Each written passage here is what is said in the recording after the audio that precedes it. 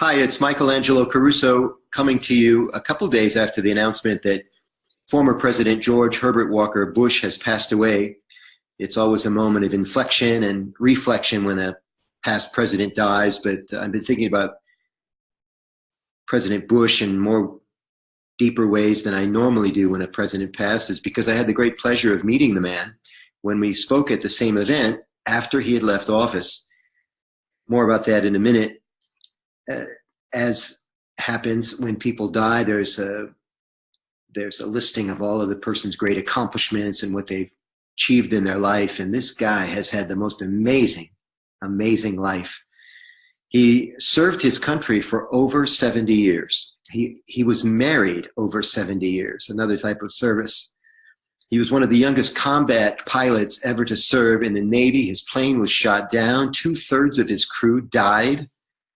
Bush himself was pulled out of the water in a dramatic rescue by a submarine, of all things.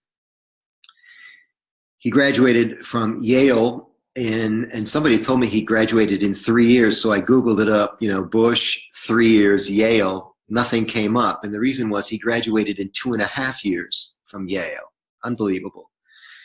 And just had the most incredible life. Oddly, he only served one term as President of the United States. Although he was very strong abroad, his domestic policies were not viewed as very dynamic. And in the election that he lost, there was a guy by the name of Ross Perot running as an independent who siphoned votes away from both Bill Clinton and George H.W. Bush. Anytime there's a serious third-party entry in an election, it changes the numbers quite a bit.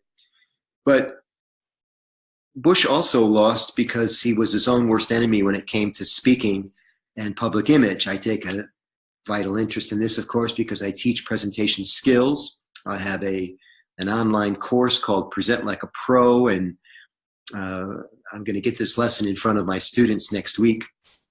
So I have two stories about how time and the clock really got in the way of President Bush when he was speaking. He reviewed himself, perhaps not unkindly, perhaps accurately, when he said, quote, I may not be the most eloquent, but I learned early that eloquence won't draw oil from the ground, end quote, Bush said in a 1988 convention speech.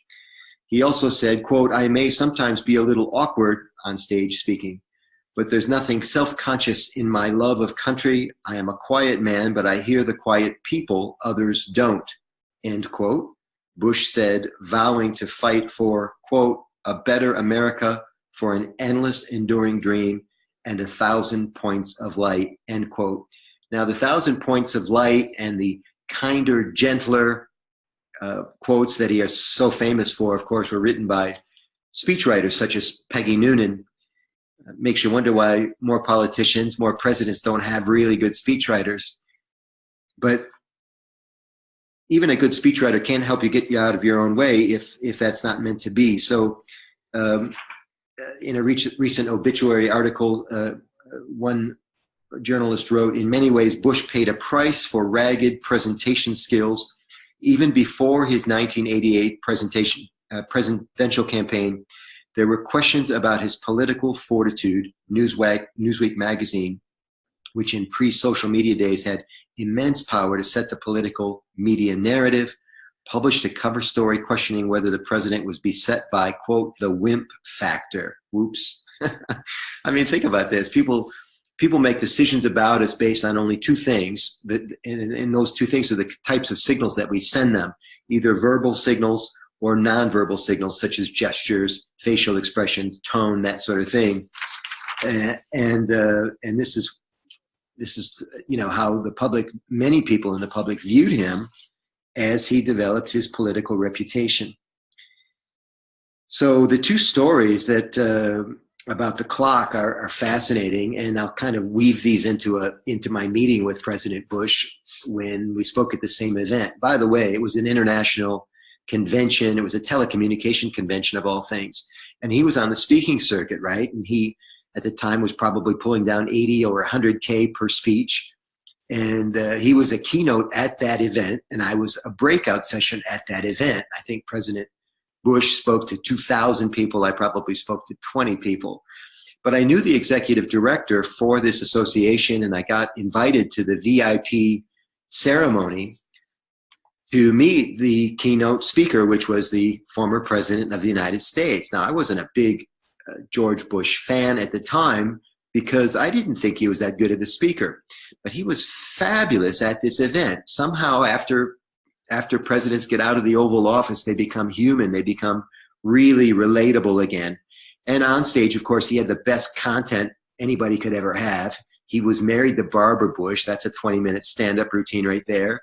His son had been president or was president. That's another 20 minutes. And then, of course, all the great things that happen to a leader when he's in office. I mean, the guy had terrific content. He had become funny and relatable, and he killed it that day. He was very, very enjoyable. But something happened that day with the clock, and I witnessed it, but it reminded me of a second situation where the clock really harmed him. You might remember when he was debating Ross Perot and Bill Clinton on national television, he did a famous faux pas. It's all over YouTube if you want to search it. And the faux pas was that while either Perot or Bill Clinton was speaking, President Bush, then president, incumbent at the time, right, running for his second term, which should have been a no-brainer, right? He looks at his watch during the debate, and it sent a signal, a nonverbal signal to anybody watching that, oh my gosh, what's this guy's got to do that's more important than this debate right now? But it just looked like he was distracted or preoccupied, and it didn't play well in the media, and it hurt him in the debate. I witnessed the second strange experience that he had with the clock, again in public, in front of 2,000 people at that event.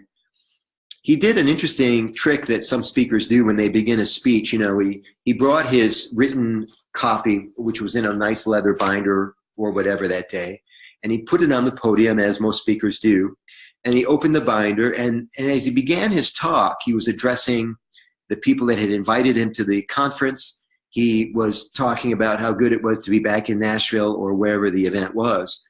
And I'm watching as he takes off his watch. Now, I know as a professional speaker, I know he's taking off his watch, not so that he can be comfortable, but so that he can keep an eye on his time. Perhaps President Bush, more than anybody, was taught the lesson that if you have to, you know, punch out your sleeve like this to raise the sleeve off of your wristwatch so that you can then look at your wristwatch, it's way too obvious. I mean, if anybody knows this lesson, it's him, right? And so he never wants to do this again. So what's he do now? Some speaker coach told him to take off your watch. And then you don't have to do this, right? So he takes off the watch, which to me is just as obvious. And he places the watch on the podium where he can keep an eye on his own time. Now, this is also curious to me because if he's on the circuit, if he's getting 100K a gig, and if he's given roughly this same speech ever since he left office, he probably has some sort of internal clock of when he should be wrapping up the speech. If nothing else, it's when he gets to the last page of his talking points, he's got to be pretty close to the 40-minute mark. And yet, curiously, he still takes off his watch and he puts it on the podium. Well, here comes the best part. He gets to the end of his speech, and you know he's wrapping up based on his verbal cues.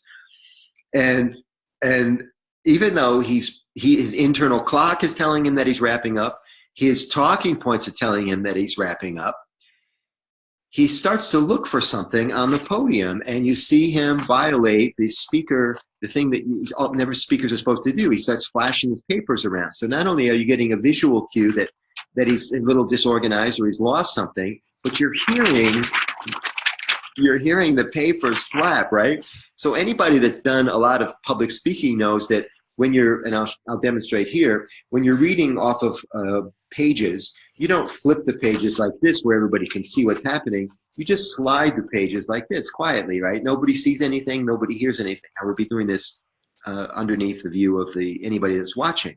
So instead of doing it, you know, surreptitiously, he's now flashing the papers, maybe because he's relaxing a little, because he knows the worst is over.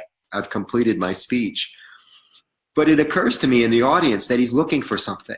Now, what on God's green earth could he be looking for at this late hour of the speech?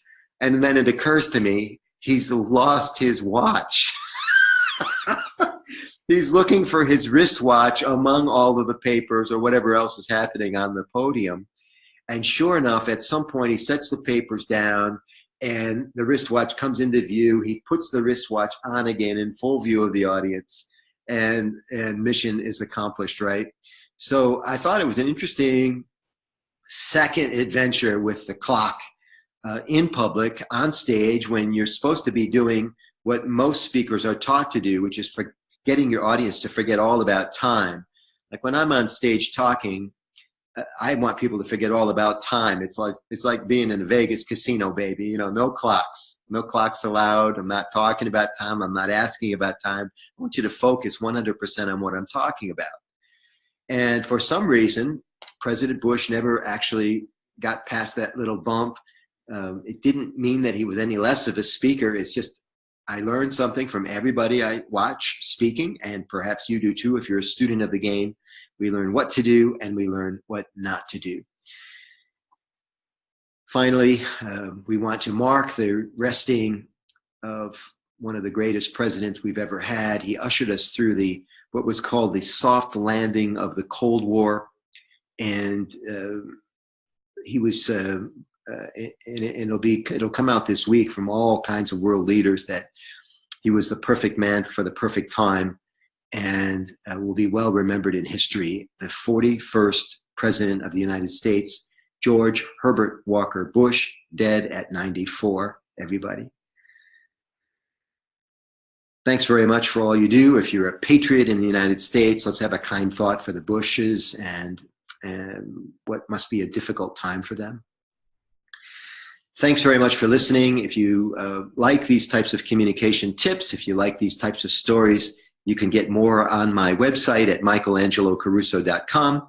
And you can also be notified of new videos on YouTube by subscribing to my channel on YouTube, Michelangelo Caruso. Thanks very much, everybody, and we'll see you soon.